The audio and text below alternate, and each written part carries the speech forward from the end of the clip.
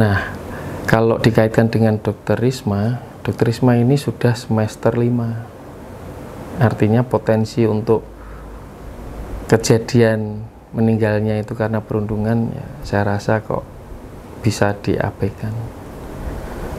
Mungkin kalau itu di semester 1 masih ada perundungan dalam tanda petik, karena makna dari perundungan ini nanti bisa persepsinya itu berbeda-beda. Antara perundungan dengan karakter building itu beda tipis, sehingga kita tidak bisa menggeneralisir bahwa ini adalah perundungan, bahwa ini adalah karakter building. Nah, mendidik karakter dokter yang cepat, tepat, dan hati-hati itu, maka dibutuh digembleng. Nah, digembleng itu kalau dalam arti karakter building berarti dididik dengan keras untuk mendapatkan target seorang dokter yang hati-hati, cepat, dan tepat. Nah, dua sudut pandang yang berbeda dalam satu kegiatan ini bisa berakibat fatal pada kasus Dr. Risma ini. Apakah beliau kecapean itu karena perundungan, atau karena karakter building, atau karena memang terlalu lelah, atau ada kasus lain beliau adalah menderita penyakit HNP berbeda. Nah, anestesi ini termasuk yang besar dan berat, karena pada saat sekolah itu teman-teman PPDS anestesi itu harus selalu standby, karena memberikan pelayanan anestesi pada PPDS yang lain. Tugasnya anestesi itu cuma 2 selama bekerja di rumah sakit itu. 1, menidurkan pasien agar bisa pingsan, dilakukan operasi, tidak kesakitan. Yang kedua, membangunkan pasien. Karena sekolah PPDS itu otomatis tidak punya nafkah. Sekolah pasti tidak bisa bekerja, tidak bisa disambi bekerja. Juga bahwa dokter juga butuh istirahat, punya keluarga. Kalau lagu yang dulu, dokter juga manusia. Jadi dokter itu harus semuanya bisa. Dokter itu harus selalu kaya. Dokter itu harus selalu siap dimintai tolong. Nah, padahal tidak semua dokter bisa seperti itu. Saya kasih contoh, kalau misal nih dokter sekarang itu ya, untuk mencukupi kebutuhan hidupnya, ini belum tentu seorang dokter sekarang itu mampu menyekolahkan anaknya menjadi dokter. Biaya sekolah kedokteran itu tinggi. Belum tentu juga seorang dokter itu bisa mencukupi kebutuhan hidupnya dengan satu tempat praktek.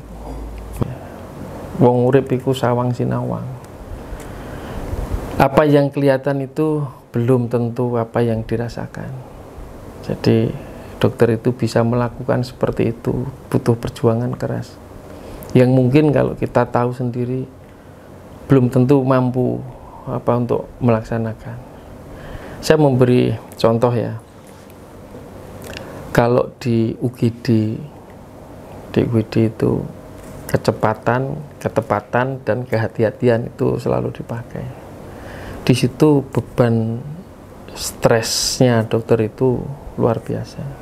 Dituntut keluarganya yang datang mengantar, ada beberapa pasien yang harus ditangani, pengen keluarganya didahulukan, dokternya baru konsul ke seniornya, dituduh sebagai dokternya malah main HP, tidak menangani pasiennya.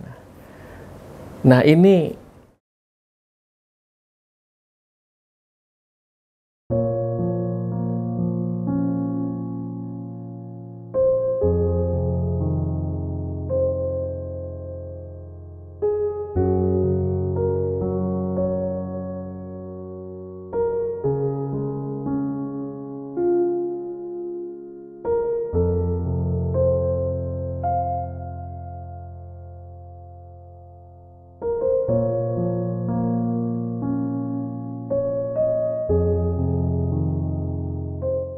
Assalamualaikum warahmatullahi wabarakatuh. Selamat siang, salam sejahtera untuk kita semua pemirsa Jateng Pos TV. Berjumpa lagi dengan kita Jateng Pos TV. Siang ini kita berhasil menemui Ketua ID Jawa Tengah, seorang dokter yang sangat familiar yang dikenal dengan Dokter TW, yaitu Dokter Telogo Wismo. Selamat siang, Pak Dokter. Selamat siang. Sehat ya, Pak Dokter ya? Alhamdulillah. Alhamdulillah. Ya, Dok, kami dari Jateng Pos TV kepengen interview tentang pemberitaan atau apa yang terkait dengan dugaan meninggalnya salah satu dokter peserta BPDS di FK Undip, Dok. Kira-kira atas peristiwa itu tanggapan ID Jawa Tengah seperti apa? Terus sebetulnya porsinya ID di Jawa Tengah terhadap masalah itu seperti apa? Monggo, Dok. Baik, terima kasih. Saya selaku Ketua ID Wilayah Jawa Tengah sangat prihatin dengan kasus tersebut, dan saya ikut bela sungkawa yang sedalam-dalamnya atas meninggalnya Dr. Risma. Semoga amal baiknya diterima oleh Allah Subhanahu wa Ta'ala dan segala dosa-dosanya diampuni, juga kepada keluarga yang ditinggalkannya diberi ketabahan dan kesabaran. ID sebetulnya di ranah pendidikan dokter spesialis itu hanya memiliki dua hal. Yang pertama adalah pada saat dokter tersebut akan melakukan jenjang pendidikan lebih lanjut, ID memberi surat keterangan bahwa dokter tersebut benar-benar seorang dokter. Karena sebagai anggota ID memberikan surat keterangan. Yang kedua, karena anggota ID, maka ID mempunyai kewajiban melindungi anggota, baik dalam kasus-kasus konflik hukum maupun kasus-kasus yang lain. Bahkan kesejahteraan dokter pun ikut menjadi tanggung jawab ID. Demikian. Oke, dalam masalah yang terkait dengan Dokter Risma ya, yang akhirnya meninggal itu, kira-kira tanggapan ID seperti apa? Kalau kita melihat kronologisnya ya, kita sama-sama membaca, melihat, mendengar dari berita yang ada, juga mendapatkan informasi-informasi bahwa beliau itu meninggal di kos karena dicari dari teman-teman yang BPDS itu tidak masuk. Kemudian ternyata ditemukan di kamar kosnya dalam keadaan meninggal. Nah, meninggalnya ini seperti apa? Tentu saja kita harus sabar menunggu dari hasil investigasi seperti apa. Tapi intinya ID akan sangat mendukung dan mendorong agar tim investigasi ini segera bisa selesai tugasnya. Oke, sampai saat ini kira-kira sudah ada hasil seperti apa, Dok, dari tim yang melakukan investigasi itu?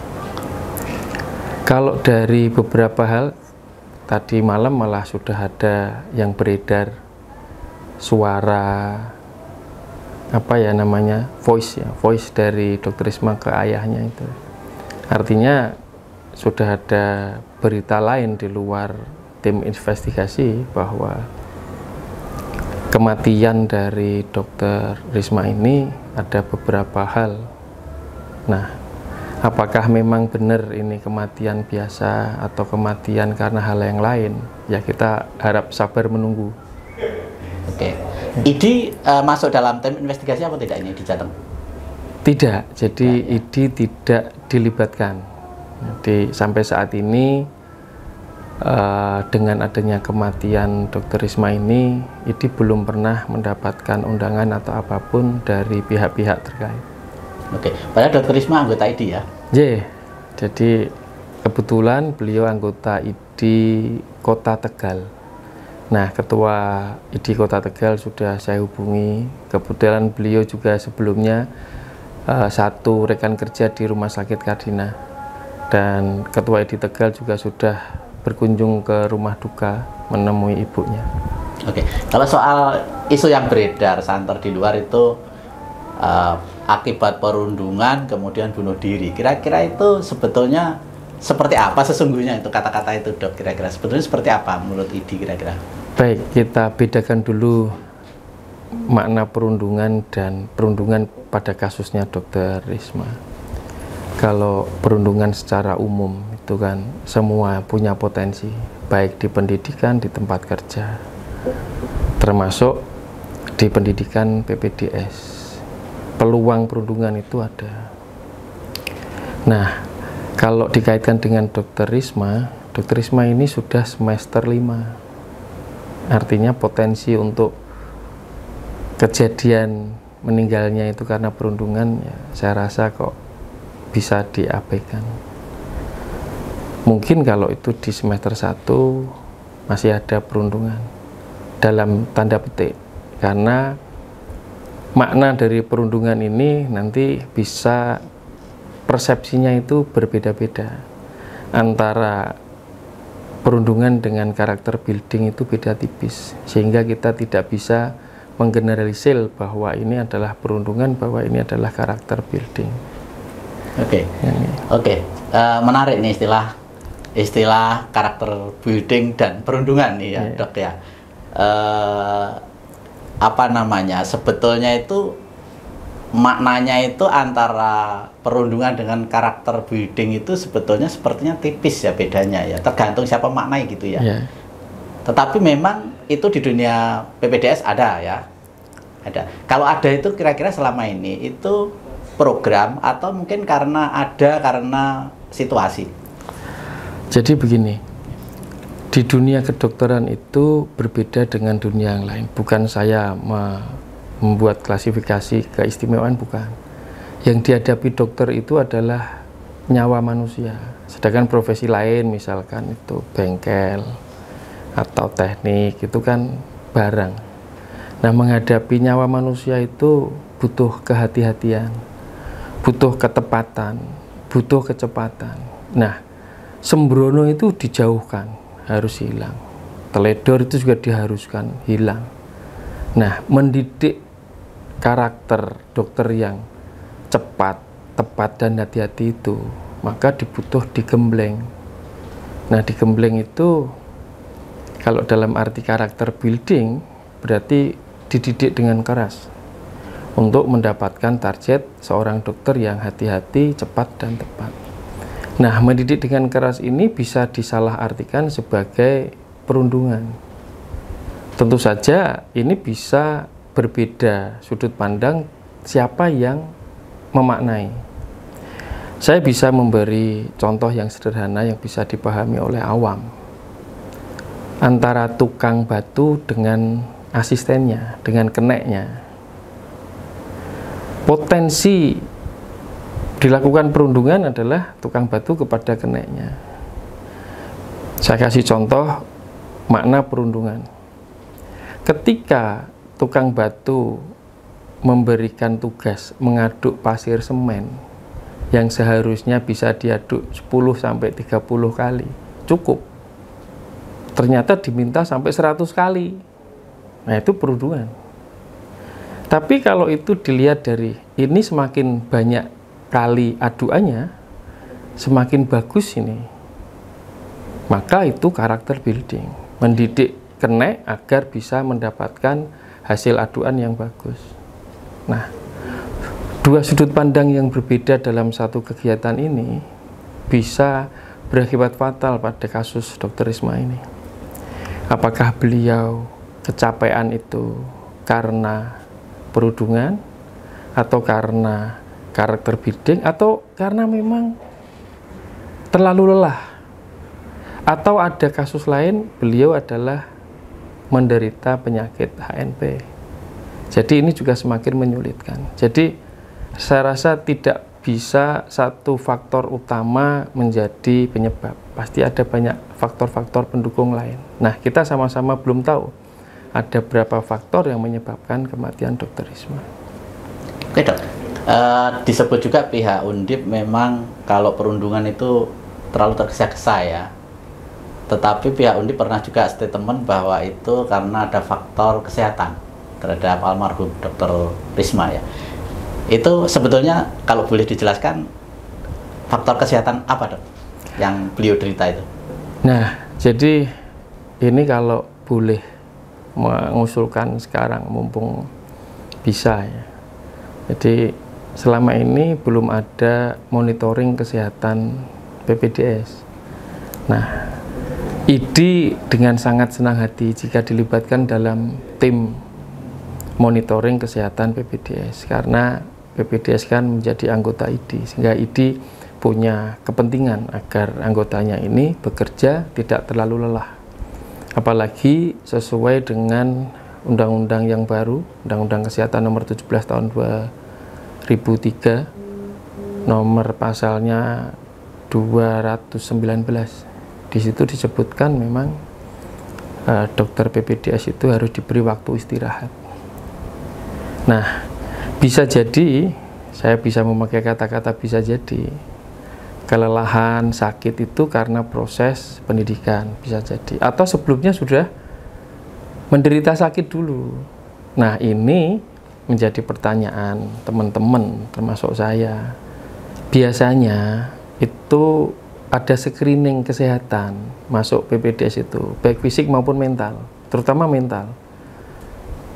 Kalau tidak lolos, ya tidak bisa melanjutkan pendidikan. Tapi kalau lolos, artinya secara fisik dan mental itu sudah mampu. Nah, kalau itu sakit, bisa karena kelelahan, ya, bisa jadi. Atau sebelumnya sudah sakit.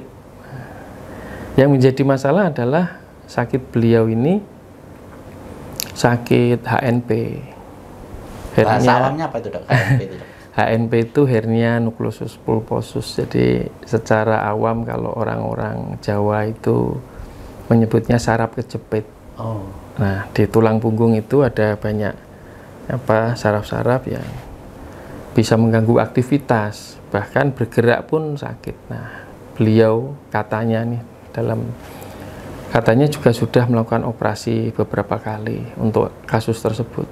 Nah, artinya ketika sudah operasi pasti kesehatan beliau juga tidak bisa seperti teman-teman yang lain.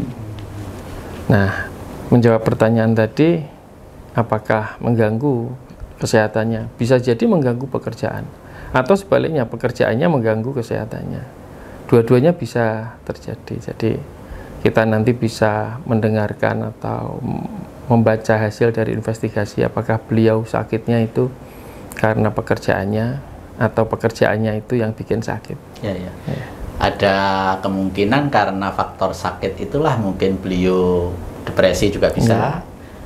Atau mungkin karena faktor sakit itulah beliau berusaha untuk menetralisir dengan obat tetapi mungkin overdosis. Mungkin bisa jadi juga ya. Tetapi kalau karena perundungan lalu depresi dan bunuh diri itu mungkin juga soal lain lagi ya, itu untuk investigasi ya. Sama-sama kita tunggu ya, Dok ya. Oke, Dok, sebetulnya mahasiswa PPDS ini secara teknis aturannya bagaimana? Pekerjaannya seperti apa, Dok? Nah, jadi perlu diketahui bersama bahwa sekolah spesialis itu ada banyak macam ragamnya. Ada yang besar, ada yang kecil. Kami membaginya seperti itu, teman-teman itu. Yang besar itu seperti bedah dalam, anestesi. Yang kecil itu bisa THT, mata. Karena nanti beban sekolahnya juga berbeda. Nah, anestesi ini termasuk yang besar dan berat. Karena pada saat sekolah itu, teman-teman PPDS anestesi itu harus selalu standby. Karena memberikan pelayanan anestesi pada PPDS yang lain. Ada bedah melibatkan anestesi, obgyn melibatkan anestesi. Nah, bedah itu juga ada bedah saraf, bedah lain-lain. Dan operasi itu ada yang durasinya pendek, waktunya singkat, ada yang waktunya panjang. Nah, waktunya panjang ini juga menguras energi dan pikiran. Saya memberi contoh yang sederhana. Kasusnya Dr. Risma ini. Beliau sekolah PPDS anestesi. Tugasnya anestesi itu cuma 2 selama bekerja di rumah sakit itu. 1, menidurkan pasien agar bisa pingsan, dilakukan operasi tidak kesakitan. Yang kedua, membangunkan pasien agar kembali lagi bisa aktivitas. Kalau kita orang awam menidurkan pasien gampang, dipukul udah tidur, tapi kan tidak mampu membangunkan, nunggu bangun sendiri. Nah, stresornya dokter anestesi itu kan ketika mempertahankan detak jantung, stabilitasnya selama operasi itu, dan membangunkan. Itu kan butuh ilmu, pengalaman, dan seterusnya. Nah, menurut saya pribadi, yang paling berat di anestesi itu adalah ketika ada sito operasi yang mendadak karena kegawatan. Nah, di sini ada peran dokter lain, ada dokter bedah atau dokter obgyn. Nah, dokter anestesi ini membantu. Dan ini bisa sewaktu-waktu. Pagi, siang, sore, malam kalau namanya darurat itu. Kalau sudah terprogram, oh ya nanti jam sekian sampai jam sekian ada operasi ini, jam sekian sampai sekian berikutnya. Bisa terprogram, itu bisa diatur nanti siapa petugasnya. Tapi kalau yang sito, itu berarti kan sewaktu-waktu. Kalau sitonya 1-2, ya masih bisa. Gitu. Tapi kalau tiba-tiba banyak, maka dibutuhkan teman-teman anestesi yang banyak. Nah, seorang dokter yang mendaftar sekolah PPDS itu pasti sudah mencari info. Saya kepengen sekolah di anestesi. Seperti apa sih sekolah anestesi tersebut? Nanti tugasnya seperti apa? Dan sudah mengukur kemampuan fisik, kemampuan mental, kemampuan finansial. Karena sekolah PPDS itu otomatis tidak punya nafkah. Sekolah pasti tidak bisa bekerja, tidak bisa disambi bekerja. Artinya dia tidak punya income. Jadi mahasiswa PPDS itu tidak ada gaji juga berarti? Tidak ada gaji. Nah, ini yang kita usulkan oleh ID. Jadi PPDS itu paling tidak diberi honor lah. Tidak harus banyak, tapi diberi lah. Kasihan. Kalau di amanat undang-undang yang baru tadi saya sebutkan juga sudah ada itu, mendapat honor. Jadi nanti tinggal dikawal saja. Siapa nih yang memberi honor? Nah, itu yang nanti dibahas. Apakah pihak rumah sakit atau pihak pendidikannya, ya belum tahu. Oh, jadi mahasiswa PPDS itu full sekolah ya, dia ya, praktek dan sekolah ya. Ya. Tidak ada penghasilan yang misalnya dari awalnya praktek jadi nggak bisa praktek juga ya, sebelum lulus ya. Betul. Dan berapa tahun itu udah lulus biasanya rata-rata? Nah, itu tadi ada besar, ada yang kecil. Tapi rata-rata ya 4-5 tahun. 4-5 tahun. 4-5 tahun dalam kondisi sekolah, tidak ada penghasilan juga ya. Ini juga bisa menimbulkan depresi kalau yang sekolah laki-laki. Iya. Karena tanggung jawab keluarga kan beban dia juga. Kalau yang sekolah perempuan mungkin tanggung jawabnya laki-laki mencari nafkah masih bisa. Jadi sekolah PPDS sambil praktek tidak boleh? Begini, kalau disambil praktek tidak boleh. Pertama, aturannya memang tidak boleh. Yang kedua, ya tidak sempat. Ya, waktunya. Tidak sempat. Kecuali kalau sudah di semester-semester tinggi, dia masih bisa membantu teman-teman senior, itu masih bisa. Tapi juga tidak sebagai pekerjaan, hanya membantu. Nah, membantu nanti mendapatkan imbalan lah, gitu. Betul. Oke dok, kalau secara teknis sebetulnya kuliah PPDS ini seperti kuliah mahasiswa lain di ruangan atau lalu praktek atau bagaimana sebetulnya teknisnya? Oh ya. Di kampus apa di rumah sakit? Nah, ini yang teman-teman yang belum banyak yang tahu. Kalau dokter umum, pendidikan dokter umum itu ada materi, pemberian materi, ada praktek. Di kampus lah ya. Di kampus ya. Tapi kalau PPDS itu ya murni praktek terus menerus. Di rumah sakit? Di rumah sakit. Karena pendidikan keilmuannya itu adalah ngikuti seniornya. Jadi pertama melihat dulu, kemudian diberi kesempatan untuk mencoba dengan ditemani, diawasi. Kemudian diberi kesempatan mencoba, dilepas. Dan itu butuh waktu, butuh jam terbang. Nah, mungkin pada saat itulah ketika dia harus melihat dulu, belum diberi ilmu, kesempatan praktek. Atau pas praktek, begitu diberi kesempatan praktek, semakin banyak praktek, maka semakin terampil. Nah, kadang bisa jadi terus aja lah diminta, itu diambil, itu diambil. Nah, kadang itu dianggap sebagai kembali ke kontak awal. perundungan. Padahal dari senior itu maksudnya adalah biar adiknya ini menjadi terampil. Di situ ya kemungkinannya itu ya, tinggal persepsinya bagaimana. Betul. Ya. Kalau ini dok, kalau yang beredar di luaran kan, wah dokter PPDS itu beban kerjanya berlebihan, 24 jam di tugas ini, tugas itu, bahkan diminta uang, dan itu sebetulnya itu hoak atau bagaimana sebetulnya? Kalau beban kerja kita sama-sama sudah diatur, ada shift jaga dari teman-teman itu. Yang jadi masalah adalah ketika ada kasus-kasus yang menurut senior itu menarik, belum tentu nih kasus ini ada besok, maka dimintalah teman-teman yang sudah di rumah tadi baru nyampe rumah diminta balik lagi ke rumah sakit. Atau memang bisa jadi karena butuh skill, dirasa ini sudah 10 kali ngawal pasien seperti ini kok dirasa belum mampu untuk dilepas, ya berarti ya ditambah lagi.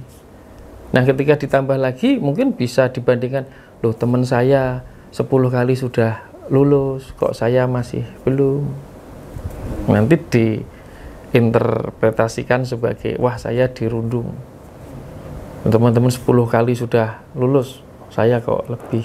Nah ini juga kembali lagi ke pemberian makna perundungan. Apakah pemberian lebih banyak operasi itu sebagai menambah keterampilan atau sebagai menambah beban pekerjaan? Ini yang perlu kita samakan. Betul. Jadi sangat bias sebetulnya, tergantung siapa yang memaknai masalah perundungan dalam PPDS itu ya. Tapi yang jelas calon dokter itu menurut setahu orang awam, dokter kan harus siap 24 jam dok. Nah, bener enggak itu? Itu dulu. Oh dulu. Sekarang tidak begitu? Ketika dokter masih sedikit, saya kebetulan di dokter desa, itu ya dulu 24 jam itu harus siap. Dengan berjalannya waktu, dokter punya jam praktek, regulasinya di tempat A dengan jam praktek jam sekian sampai sekian, artinya di luar itu ya sudah tidak bisa menerima pasien lagi. Dan itu mendidik masyarakat juga bahwa dokter juga butuh istirahat, punya keluarga. Kalau lagu yang dulu, dokter juga manusia. Jadi punya sosialita juga, pengen jalan, pengen tulan, ketemu teman-temannya, ada teman sakit kita juga berkunjung, ada, dan seterusnya lah. Nah, peran dokter kalau dibandingkan dulu dengan sekarang, saya rasa berbeda. Kalau dulu itu semua ke dokter, termasuk pernikahan pun juga minta dokter untuk nemeni dulu. Nah sekarang banyak dokter yang sudah fokus ke dunia medis, dan jumlah dokter juga sekarang sudah banyak, hampir setiap desa ada dokter. Di rumah sakit juga begitu. Dulu dokter spesialis itu bisa dihitung di rumah sakit, sekarang di setiap rumah sakit sudah ada. Artinya jam kerja pun harus diatur agar dokter juga punya istirahat. Kalau punya istirahat berarti daya tahan dokter juga prima, kalau prima berarti melayani pasien juga bagus. Bisa dibayangkan jika dokter 24 jam bekerja, terus harus bekerja lagi, pasti konsentrasinya akan berbeda. Daya tahan dalam melakukan pekerjaannya juga berbeda. Dan dampaknya juga jelek untuk pasien, jelek untuk masyarakat.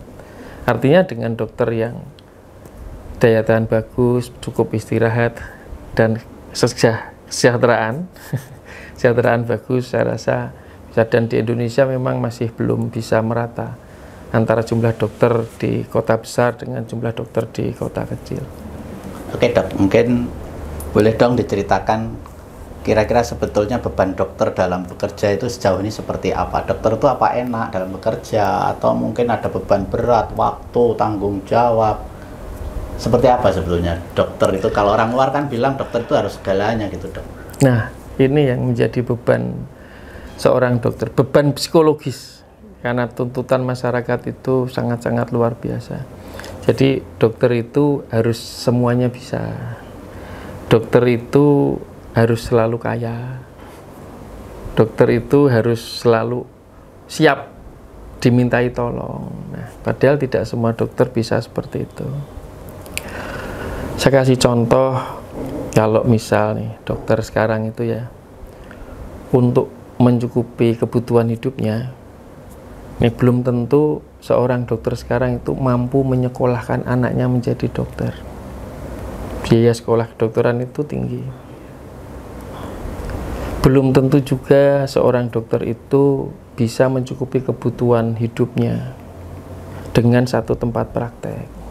Maka dibutuhkan 2 tempat praktek, 3 tempat praktek, karena dibatasi 3 tempat praktek. Nah, jika seorang dokter bekerja di 3 tempat praktek, kira-kira itu berangkat dari rumah sampai pulang ke rumah itu kapan? Ketemu istrinya, ketemu anak-anaknya kapan? Maka dibatasi 3 tempat praktek. Dan kalau itu dipakai semua, artinya ya berangkat pagi pulang. Bisa jadi pagi lagi kalau bekerja di rumah sakit sebagai anestesi atau dokter bedah atau dokter obgyn yang bisa sewaktu-waktu dipanggil untuk melakukan tindakan operasi. Jadi kalau dilihat pakai bahasa Jawa yang paling tepat, ini jateng pos kan berarti jateng ya. Wong urip iku sawang sinawang. Apa yang kelihatan itu belum tentu apa yang dirasakan. Jadi dokter itu bisa melakukan seperti itu, butuh perjuangan keras. Yang mungkin kalau kita tahu sendiri belum tentu mampu untuk melaksanakan. Saya memberi contoh ya. Kalau di UGD itu kecepatan, ketepatan dan kehati-hatian itu selalu dipakai. Di situ beban stresnya dokter itu luar biasa. Dituntut keluarganya yang datang mengantar, ada beberapa pasien yang harus ditangani, pengen keluarganya didahulukan, dokternya baru konsul ke seniornya, dituduh sebagai dokternya malah main HP, tidak menangani pasiennya. Nah, ini perlu disadari oleh masyarakat bahwa di dunia medis itu tolong teman-teman masyarakat itu bisa menahan diri untuk komen yang kita belum tentu memahami masalahnya. Yang kedua, tahu diri kalau memang tidak ada kompetensinya, jangan ikut untuk nimbrung komentar, sehingga kegaduhan-kegaduhan itu bisa dihindari. Dan kembali lagi ke pertanyaan bahwa menjadi dokter itu sebuah panggilan, tidak ada kekayaan dijanjikan di situ. Kalau ada teman dokter yang sambat dalam tanda petik, ya inilah dunia kita. Kemarin sempat saya lihat ada tulisan di X, sekolah biaya sendiri, tiba-tiba jadi dokter kok suruh pengabdian. Itu saya juga agak-agak ternyuh ya. Tapi itulah, menjadi seorang dokter itu memang lebih banyak pengabdian. Nah, ketika sudah mengabdi, tolong jangan dibully. Itu harapan saya.